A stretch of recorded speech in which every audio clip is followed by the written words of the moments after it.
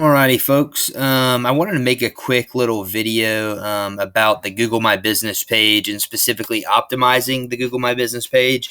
I get a lot of questions from friends, family, prospects, whatever, about what they can do for free to get found. So I'm going to take a look at my Google My Business page and kind of walk through how I've got everything set up, and hopefully this will help you out if you've been having any trouble or there's any thing missing from your page. So for starters, your GMB page is this thing right here. So when you search for something relevant to your business, the hope is that you could get found here.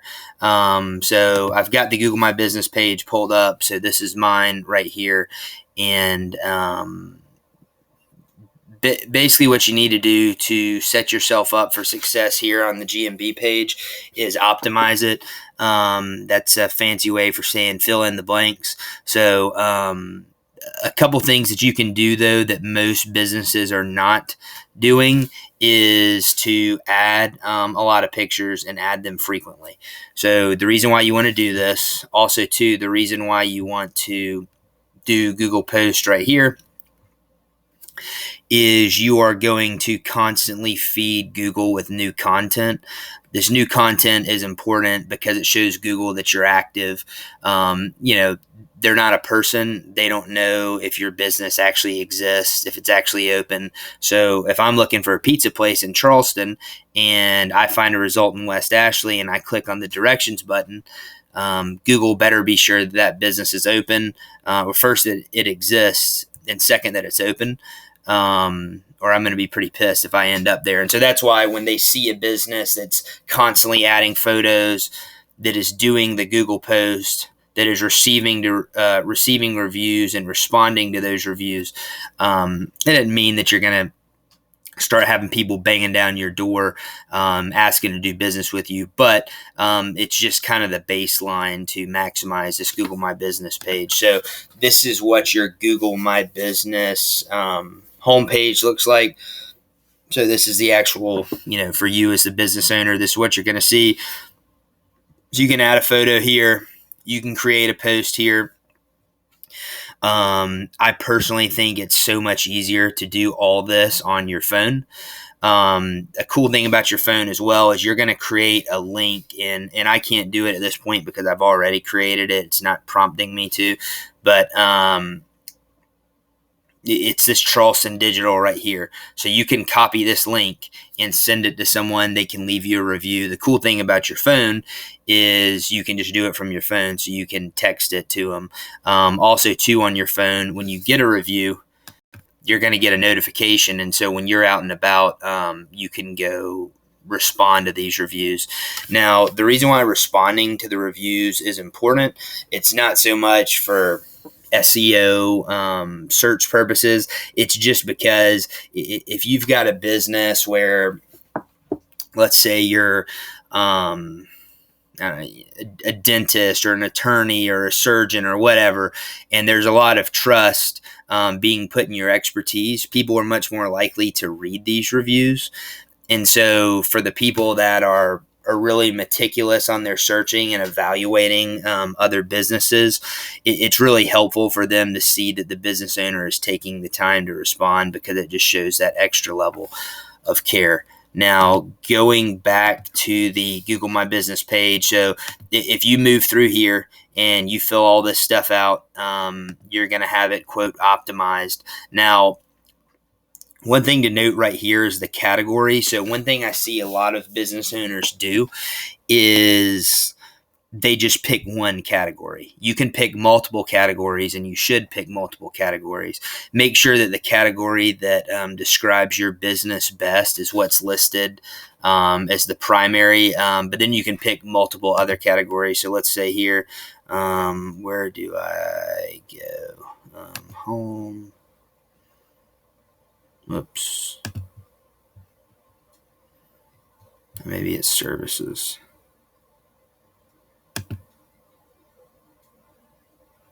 Okay. So you see the multiple categories here. You can add services underneath. the more information and the more content that you have on your Google My Business page, the better. For one, it just needs to be filled out, because if you're not going to do the basics and play by Google's rules, that's going to hurt you. So you need to make sure it's filled out. And then secondly, too, the more information and content that's out there, the more likely something in one of your descriptions or write-ups is likely to help you get found in one of Google searches. So the last thing that I'm going to show you here is, and I'll show you this too. So website, you want to make sure that your website is attached. Excuse me, that's not the right. Where is it? See, it's tough because I did this on my phone originally. There's somewhere on here. I'm not going to bore you with it. I'm sure you can figure this out if you're watching this video. Make sure your website is attached to your Google My Business page. And then lastly, too, something that you can do is this questions form. So I don't have an appointment link right here. That's just not. I could set one up. I've just chosen not to. You don't have to do that. Questions too. So questions, reviews, the services tab. These are all things that are going to factor into your local search ranking. So if there is relevant content in your reviews, you'll oftentimes type in a search for, let's say, type in a search for best dentist, and Google is going to pull up a couple results, and in below one of the results, it'll have highlighted, it will say review mentioned best dentist. So that's where those things can come into play. Same type deal here too for the questions. So typically, unless you're, some kind of business that is seeing a ton of customers, you may not even have questions. So what I've done, and what is a good idea just to get some more relevant content out there, is to actually ask and answer your own questions. So I see you have a new question that just got published yesterday, so I'll need to answer that. But ask questions that allow you to put a bunch of relevant content about your business. So if you're a dentist, you might say something, hey, what kind of services do you all provide? And that will give you another place to list all the services that you offer. So when Google is filtering through and looking for the best possible option to give a searcher, it's going to make your business more likely to get found. And so at the end of the day, it's important to understand that Google is trying to give your searcher, or you as the searcher, the best possible result for what you're looking for. So the best possible result is going to be somewhere that's close. It's going to be somewhere that's open. It's going to be a business that has good reviews. It's going to be a business that's checked all the boxes, filled all these things out on here. The more information, the better.